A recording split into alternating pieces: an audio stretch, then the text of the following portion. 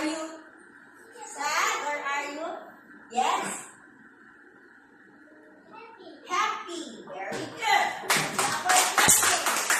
How do you feel today? I'm fine. Let's clap for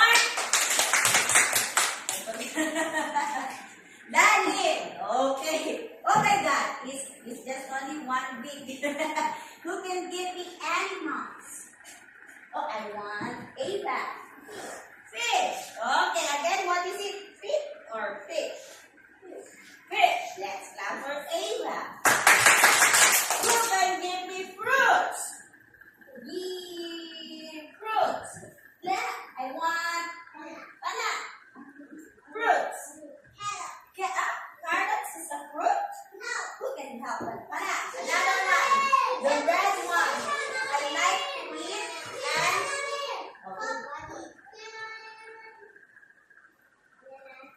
banana. Okay. Let's clap for Panang and teacher. Who can give me fruits? Who can help Panang? Maybe she forgot the fruits. Fruits in Thai. How do you say fruits in Thai? Hulaman. Okay, Panang, repeat yourself. Fruits. The red one. Hulaman. 5, 4, 3, 2, 1, 0.